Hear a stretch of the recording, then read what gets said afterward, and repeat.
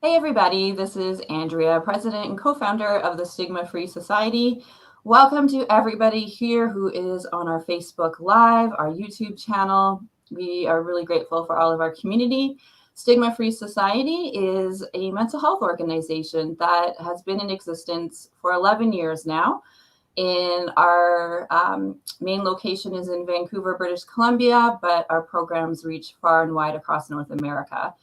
And our goals are to create awareness, understanding, and the acceptance of ourselves and other people, especially in the realm of mental health, but also with other stigmas as well. Today, I have two wonderful guests that I would love to introduce and say hello to. So we have Cassandra. You want to say hi, Cassandra, so we know who you are? And Stefanie, thank you so much for joining us today. Nobody else switched, so I'm like looking over here. You notice me? I'm just like, which way do I go? Don't worry, you're fitting in the picture. It looks good. All right. So yeah, I just thought I could start off by, where are you located right now? Where are you? We're in Western Manitoba, Southwestern Manitoba, near Brandon. Near Brandon? Amazing. Yeah. My nephew is named Brandon because as my sister was traveling across Canada with her husband, and they were fleeing Ontario, just wanted a new life, and that's where he was conceived, so they called him Brandon. Oh, that's funny. That's funny. I know, right? That's the story anyway. So, all right. So I'm going to just read a little bit about your bio so people can get to know you a little bit. Cassandra and Stefanie are two sisters who manage a grain farm in southwest Manitoba. Cassandra took her business degree at Brandon University, and Stefanie took her interactive media arts diploma at ACC, which is a local community college. And you can even say the name for me because I told you that I couldn't even say it. So what's the name of the school you went to? Assiniboine Community College. Assiniboine. All right. Thanks for clarifying that for me. And so while attending post-secondary school, they both actually worked at the farm part-time and loved it. They are also the ground crew for their dad's aerial application business and have a lot going on. And so they also share their lives on Instagram at Thetulepps, which is the Thetulepps. So welcome. So great to have you here today to talk about women's empowerment, farming, mental health, issues that are faced by those in rural communities. So very happy to have you. Thanks for coming. Thanks for having us. Okay.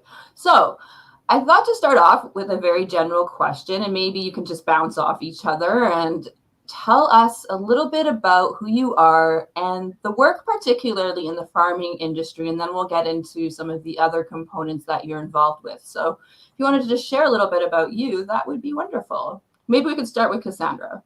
Oh, sure.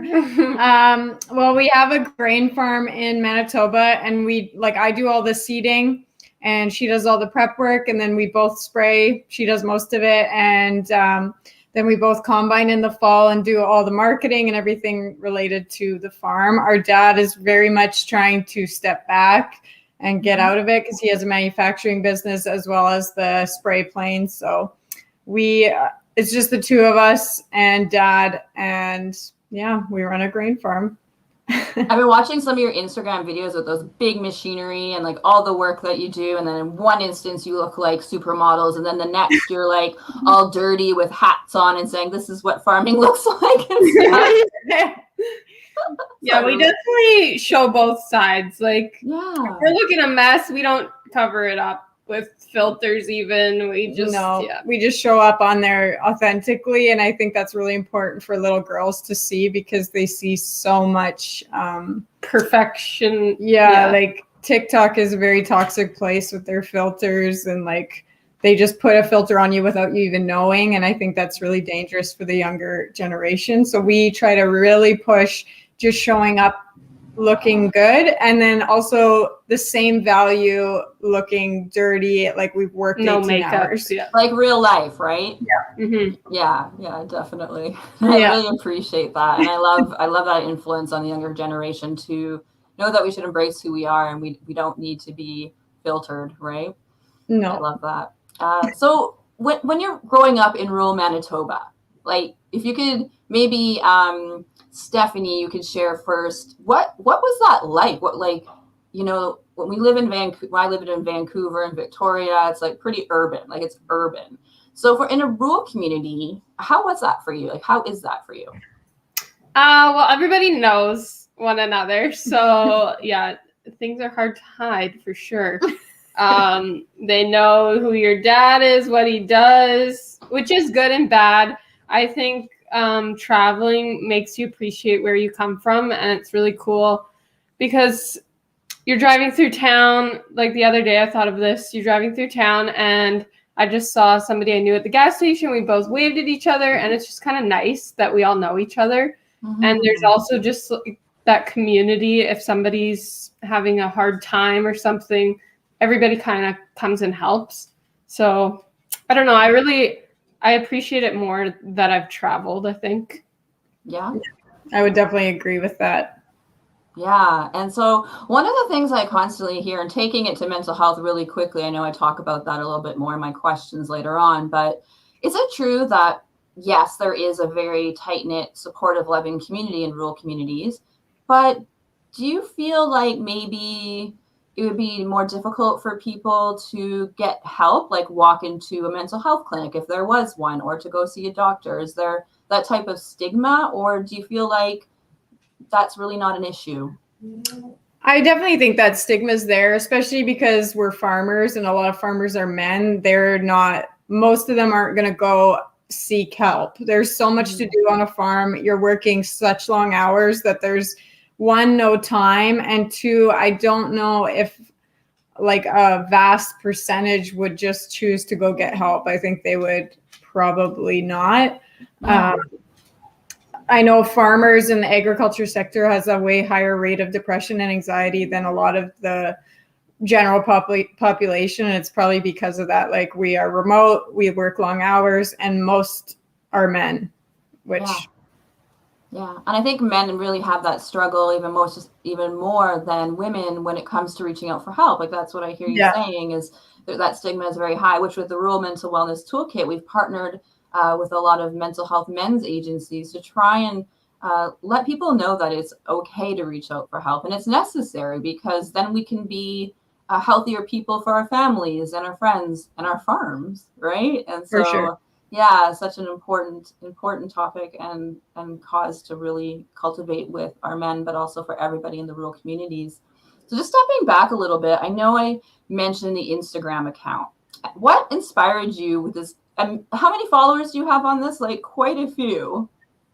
Around 33,000. Yeah, that's really amazing. So tell me about the history of that, and like, how did it become so successful, and what is your mission with that? Like, I know we touched on it a little bit, but I was just curious, maybe some more thoughts around that. When we started it, we actually were working for our dad's manufacturing company.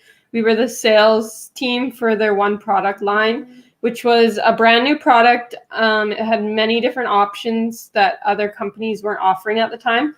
So for one, people weren't believing in the product yet. And then for two, we were women, young women, early 20s. And we noticed that a lot of the men didn't want to talk to us. Some of them even told us they wanted to talk to somebody else. And we could just tell they didn't believe in what we were telling them sometimes. It wasn't everybody, but there was quite a few. Mm-hmm. And they even said things like, are you the models? Because at some shows, certain companies were hiring models just to stand up front. So yeah, we realized there was a huge stereotype there where women weren't involved in the farm. And we actually really didn't see many other women walking the shows that were the farmer or even working another booth. So we realized, like, we got to show our story here because people were not taking us seriously and just being rude sometimes. So there's a lot of stigma being a woman and being a farmer, then, is kind of what I'm hearing.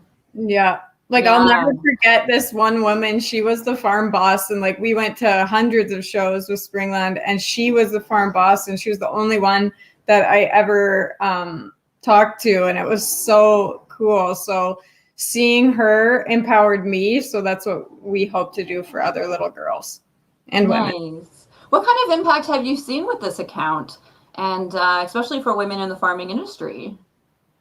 My favorite personal message that we've ever received is a mom reached out to us and said that her family kind of kept farming for the boys in their life. Like the young boys, farming was for them and the tractors were for them. And their little girl and her watched our stories, and she thought we looked like Anna and Elsa of Frozen. And she said, Mom, princesses can farm. And I love that. And it was the cutest thing. So like we made an impact in that tiny girl's life where her family pushed the boys to the tractors, and that really means the world to us. So why is it important to have women in agriculture like you? What is the driving force behind that? And what I'm hearing too is embracing from the Instagram, like embracing femininity and being a farmer. And there's like a lot of different lenses and different ways you can be. So I was just curious, why is this important? You want to answer that one or me? I think that people are multifaceted, and I think like whether you're a man, woman, or you're a transgender person, like whoever you are multifaceted, and society loves to put you in a box depending on what you look like. And we really wanted to change that, like even in a small way, change that. Like we don't look like farmers. So maybe whoever you are following us won't judge the next person they see. Like if we are a small voice in that would be huge. Or even just inspiring other women or girls to get involved in their farm.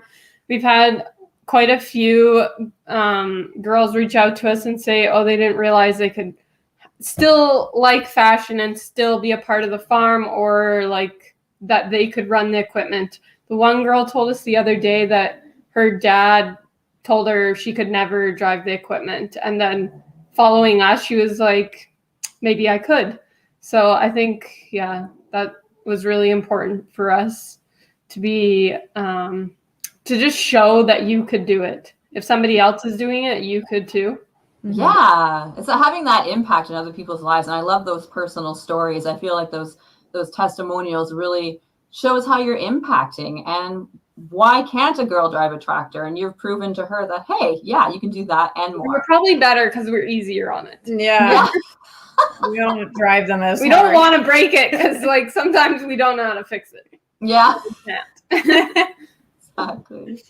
And I'd like to take the questions around mental health. And I was curious, what kind of role has mental health played in your journeys, if any at all?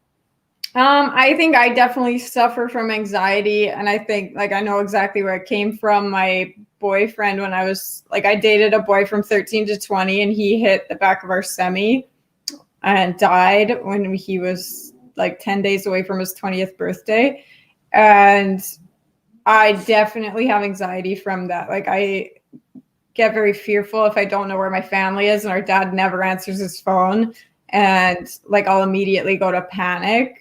And then in other areas of my life, I can see it too. So I actually So do I. And yeah, because she was like best friends with Jared too. And I'm sure I had anxiety stem like in me before that, but that really like triggered it. So I just started seeing a therapist like this year once a month, and I found it's helpful. And I don't know if you're involved in ag, I don't know how you don't have some sort of mental health issue going on. Like everything is out of your control. The weather is the biggest, and then markets and stuff breaking all the time. Like it's just a stressful job. Yeah. And I guess like to touch back on why we started the Tulepps, I think farmers are portrayed in a negative light a lot of the time in media, and that's also a stressor. And that's also why we wanted to be a voice on Instagram or social media to like show that farmers are some of the most interesting, smart, and unique people out there. Like the media shouldn't be showcasing them the way they do.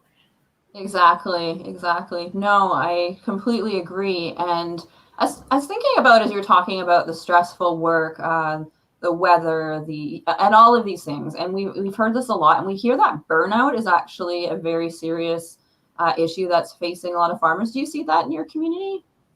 Yeah, I see We're feeling it right now. I feel right now burnt out this morning. Yeah. How can you deal with that though? Like, how can you take care of yourself if you're facing burnout? A lot of people are farmers, and I don't have time for self-care. I just got to get the work done. It's kind of like that hardworking mentality. But is there room for self-care? Is there what does that look like for a farmer? It depends on the season. If it's seeding, you don't have time. You just gotta like buckle down. If it's spray season, if you're a conventional farmer, you just have to go. If it's harvest, you just have to go. So there is no time in those moments. But I think other times of the year, you need, even if there are things that are pressing, you have to just step back and take a day off. Yeah. And a lot of farmers take Sundays off, like maybe not a lot, but many that we know. And I think that it's a really good thing to do. Just we don't right now, because our dad is just like, he is go 14 hours a day at the minimum, and it's unhealthy. I guess we do small things that help during the day. Like we always stop for supper at night, and we all get together, and that's like your time to chill out. Even in busy seasons, like our mom will bring supper and we'll stop for 20 minutes or 30 minutes, and that's even that moment in that busy season is helpful. Yeah, and that's those little things, right? And they add up to be so much. Like, and the dogs. What's that? And the dogs. Yeah, the dogs. Dogs are great self-care. So are goats, I hear as well. A lot of people do goat yoga. I don't know if you guys are into that. That's just like a trendy thing I think people do in urban areas. I don't understand that at all. They sound like dying children. Our neighbors have them. The scream of a goat will like haunt you. That's nothing. Yeah, it's not good for yoga, is it? It's not good for anything.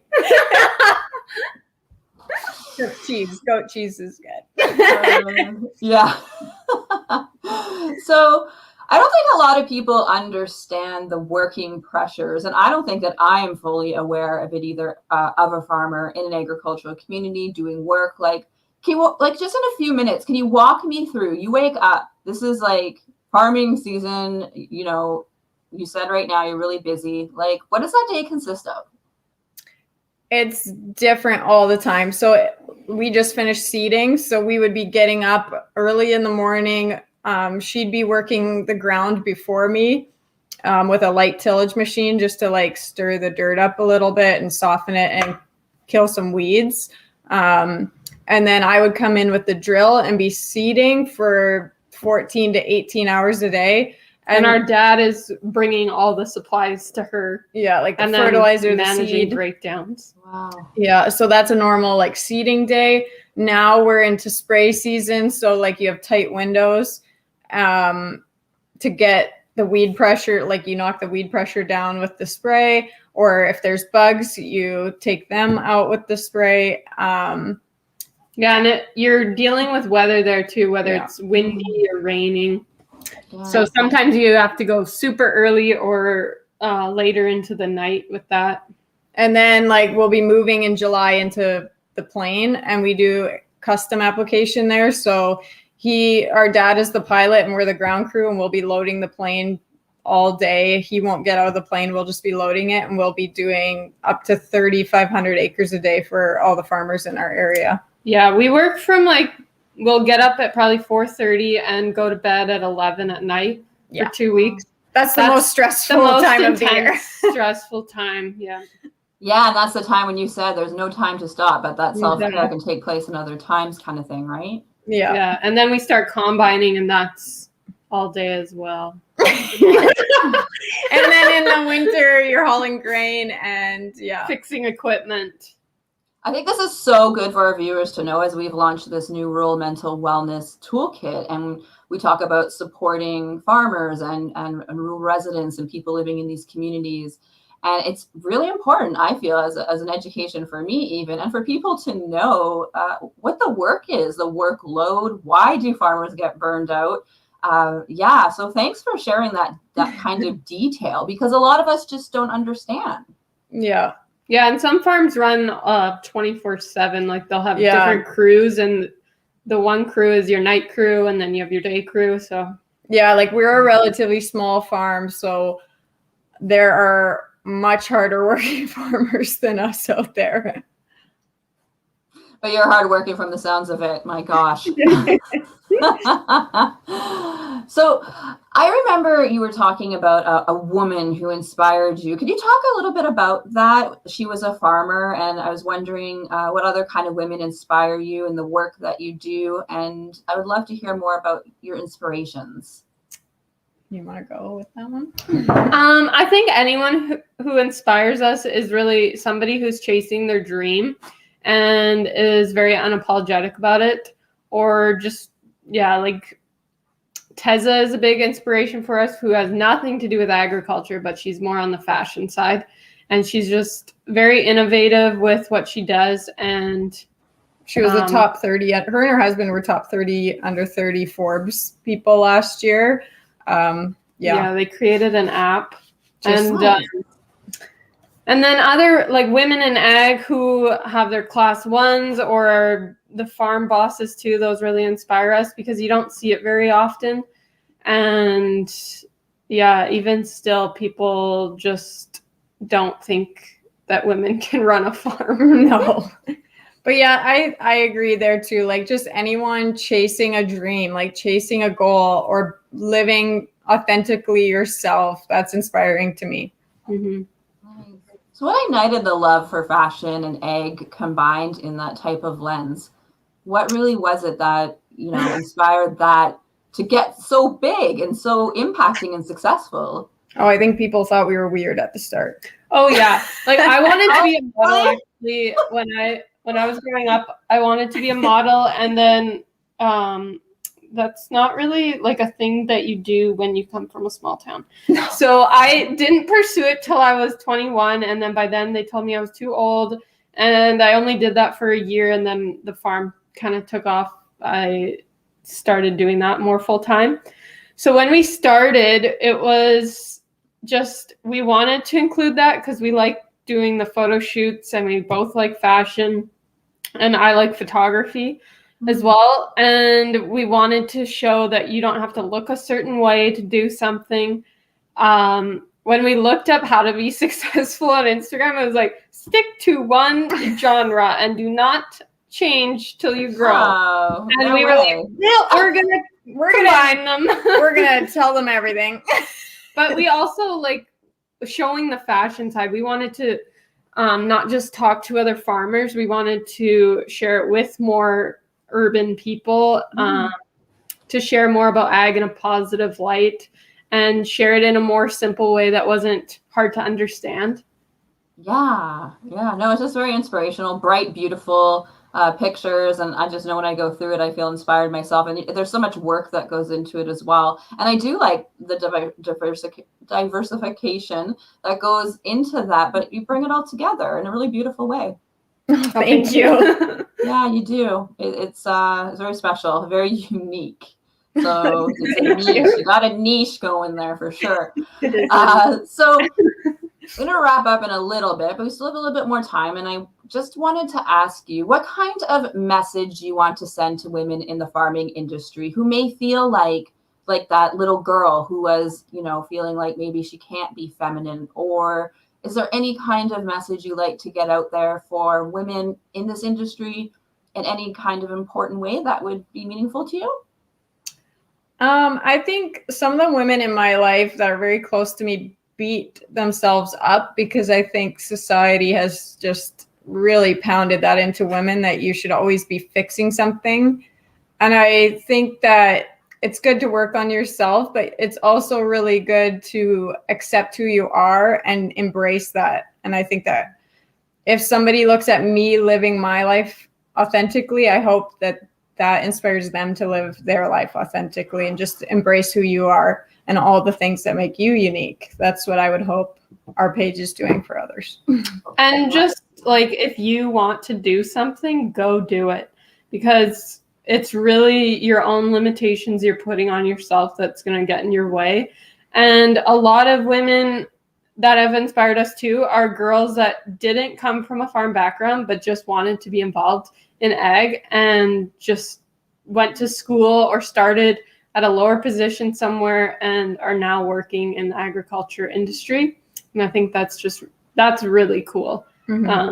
So yeah, I think if you're scared to try driving equipment, it's scary for a little bit and then you'll make mistakes, but you'll learn. And honestly, you gain so much confidence when you get out of your comfort zone. Yeah. Yeah. And I think that goes for so many things, right? It's just giving it your best shot and seeing if it's a fit for you. Yeah.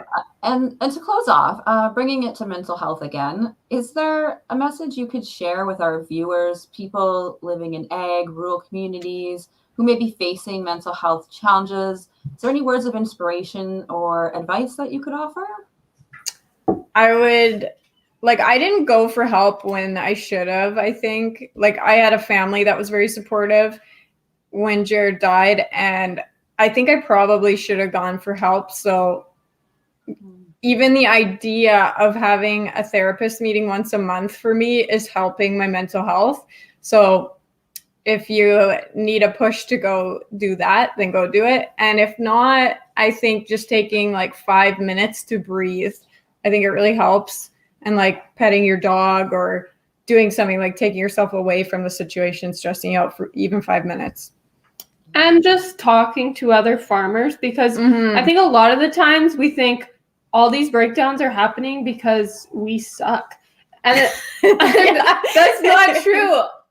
Maybe sometimes it is, but I think farmers all think like that. They think all these problems are just happening to them, when in reality, we all have the same issues happening. Yeah, that's very true. Yeah, we have partnered with a women's rural entrepreneurial organization called the Rural Collective.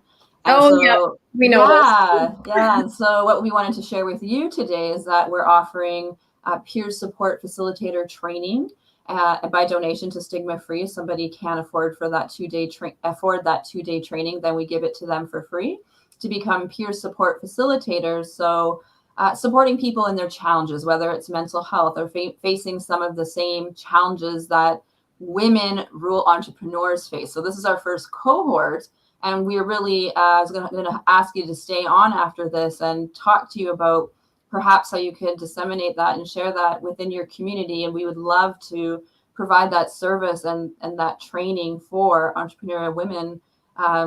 I don't know. I see you guys as entrepreneurial in many ways. Like, I know you're farmers, but you also have that other edge to you as well. Yeah. Yeah. Cool. Yeah. Our dad our whole family is entrepreneurial. So I think it rubbed off on us a little bit. Yeah. Like 3 companies. Amazing. Okay. So the importance is what I'm hearing is to get help when you need it. Yeah. And even though it can be really tough, it's important that we do reach out for our mental health so we know we're not alone. And, I have bipolar disorder, and I was diagnosed 17 years ago. And that's why I ignited initially this charity in 2010. And 11 years later, the message is the same. Nobody should suffer in silence. It's okay to get help. Yeah. Yeah. Yeah. All right. Okay, well, thank you so much. Please stay on the line and I'll have a little chat with you after the broadcast. But I just wanted to say thanks. And as well, thank you to our Stigma-Free community. It has been an absolute pleasure, Stefanie, Cassandra, interviewing you today. And we will be in touch very soon and after the broadcast. And take care, everybody. Have a lovely evening. It's 4:30 p.m. here in PST time, but wherever you are, have a good one.